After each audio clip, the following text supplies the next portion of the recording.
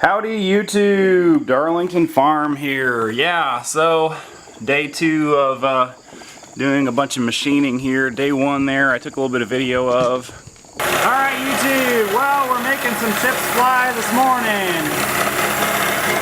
Basically what I'm doing here is I'm making some rails for a piece of 1.5 inches to slide over the top of.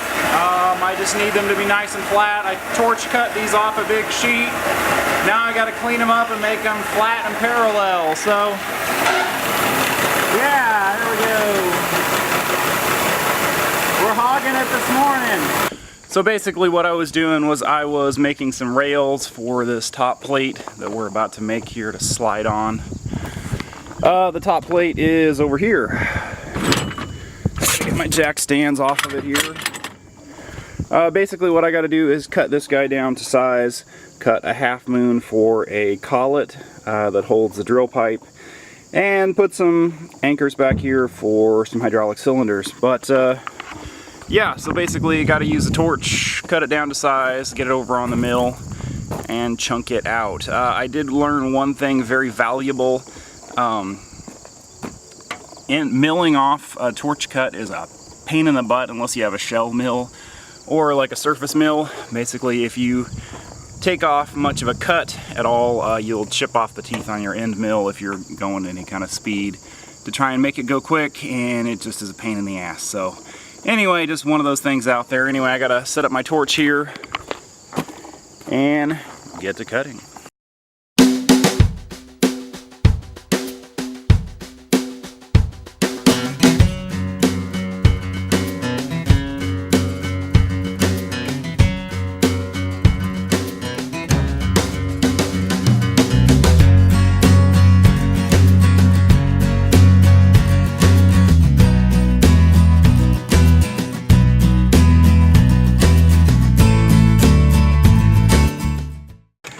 Alright YouTubes, well I got to change my torch tip here. I already cracked the nut here, but if you've never changed a tip on a Victor torch, this is a Victor, one of their industrial ones, I forget exactly what the model is, but basically I run propane instead of acetylene, so propane tips are a 2-piece.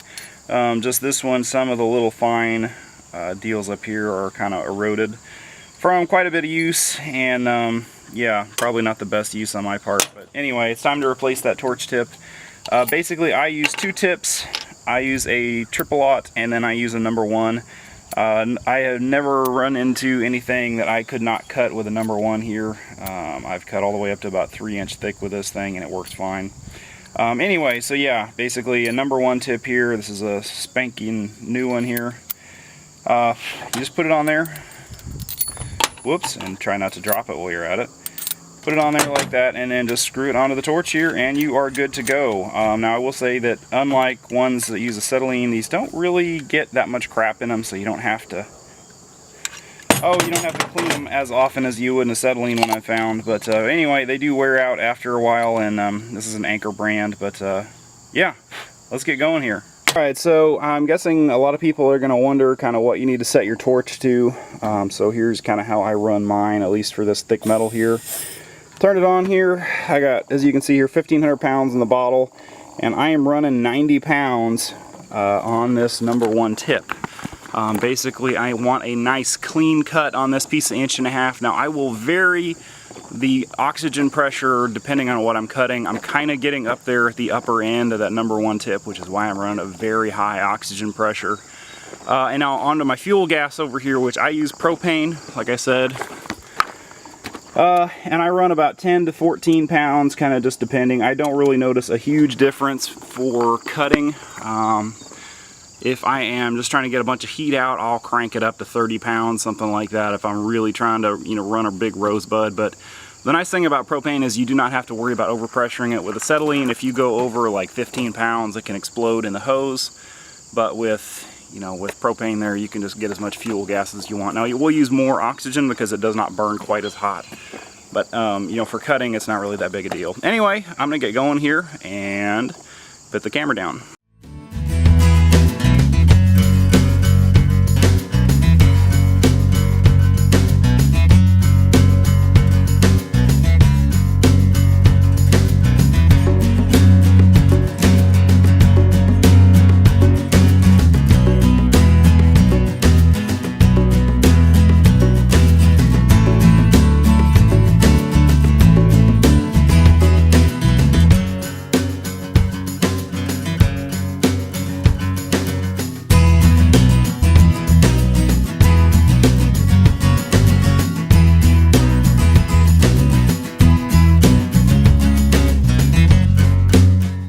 All right, not a bad cut, except for I bobbled right here at the beginning. I really like using a piece of aluminum or something like this as a guide, and my glove caught right here on the corner, so I got a little bit of an ugly right there, but other than that, it is a nice smooth cut and should be relatively easy to machine. Like I said, 10 pounds and 90 seems to be working very well on this inch plate. On thinner stuff, I'll scale it back. It seems like it's just kind of a waste of oxygen if you are cutting thinner stuff. I'll scale it back to 70 pounds.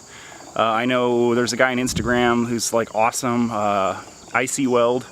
Anyway, always advocate 7 and 70 for, you know, oxyacetylene or oxypropane or oxyacetylene rather. Anyway, yeah.